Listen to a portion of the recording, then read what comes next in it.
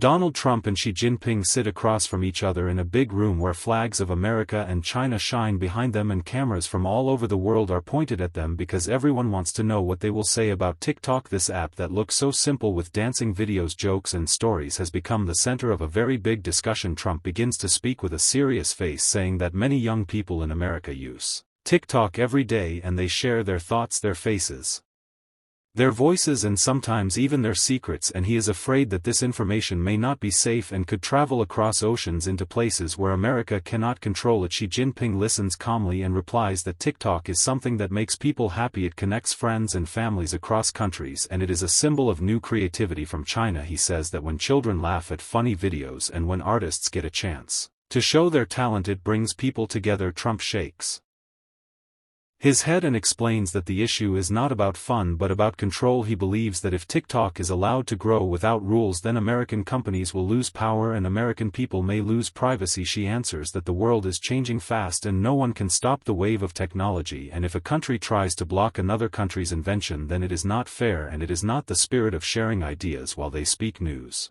channels flash breaking headlines. Protests grow outside. Some people hold boards saying save TikTok while others shout ban TikTok in schools. Children talk about it in playgrounds, teachers explain it in classrooms, parents wonder if the app is safe, and young creators stay awake at night editing videos for their followers. Business people explain on television that TikTok is now one of the biggest places for advertising. Billions of dollars move every month because of it and companies change their plans according to TikTok trends. Security experts say again and again that if a country does not protect data, then hackers or spies can use it in dangerous ways. But activists for digital freedom argue that sometimes governments use the excuse of security only to stop competition. Trump repeats strongly that TikTok must be owned or controlled by an American company if it wants to stay in the United States, and she responds with equal strength that Chinese technology has the right to stand in the world stage just like any invention from America or Europe. Behind these words there is a bigger game. Both leaders are not only talking about one app, they are talking about the future of digital power. The one who wins the hearts and minds of the young people will shape the next generation. Markets start to shake when the talks continue. Investors fear losing money if TikTok gets banned or broken up. Stocks rise and fall in seconds. Memes spread across the internet, some showing Trump dancing, some showing Xi holding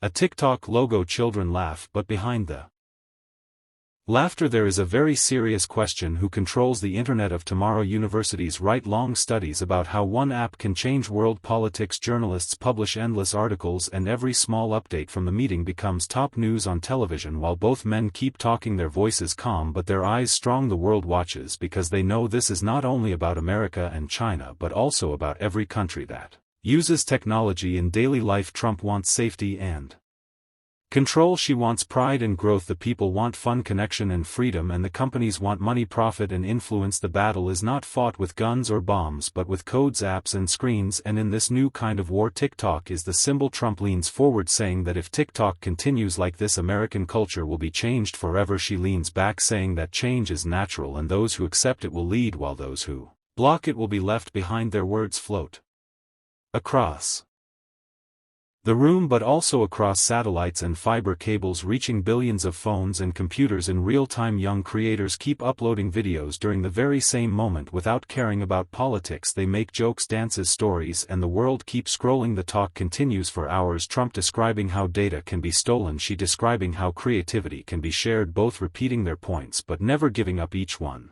wants to win in front of the cameras. Each one wants history to remember that he stood strong. The people outside chant louder, the reporters take notes faster, and the digital world holds its breath because what happens in this room will decide if TikTok will grow or be cut down. The app is not just an app, it is a battlefield of ideas, a mirror of modern life and a key to who leads the digital future. So this meeting between Trump and Xi is not just about TikTok, it is about the story of our time, the story of how technology is shaping power and how children, teenagers, parents, companies and governments are all connected through one screen that glows in their hands. And as the two leaders keep talking without stopping, the world waits to see if peace, cooperation and balance will win, or if the fight will rise higher and lead to a new digital Cold War that touches everyone everywhere.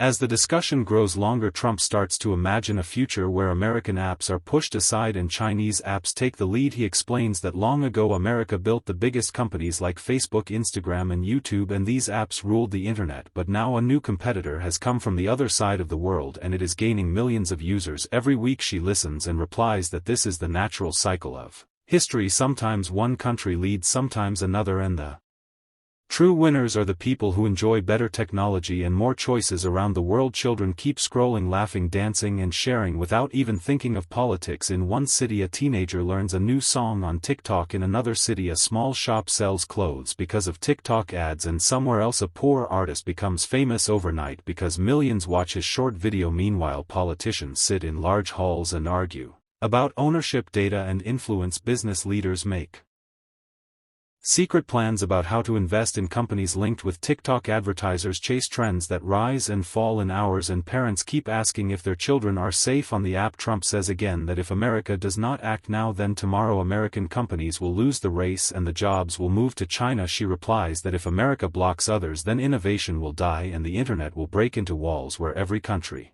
stays alone and cannot share ideas. Reporters whisper to each other that this could be the beginning of a new world order where countries build separate digital empires, one led by America and one led by China, and maybe later even more led by other powers. While the leaders talk outside the room, a group of young people record live streams showing every reaction of the crowd. Some cheer, some cry, some laugh, but all are connected by their screens. A famous professor explains on television that this moment is like a turning point in history, similar to when television first appeared or when the first computers were made, but now the speed is faster, the stakes are higher, and the attention of billions is focused on this one app. TikTok becomes a symbol in books, cartoons, speeches, and even music videos. The power of culture meets the power of politics. Inside the room, Trump grows louder, saying that America will not let its security be threatened, and she grows firmer, saying that China will not let its pride be broken. Their words crash into each other like waves on rocks, but neither moves back. The world waits. Markets rise and fall. Screens flash with updates. Leaders of other countries call meetings to decide their own position. Some support America, some support China, and some try to stay neutral because they fear losing trade with either side. Meanwhile, the app keeps running. Every second more videos are posted, more likes are counted, more messages are sent, and the digital heartbeat of the world does not stop.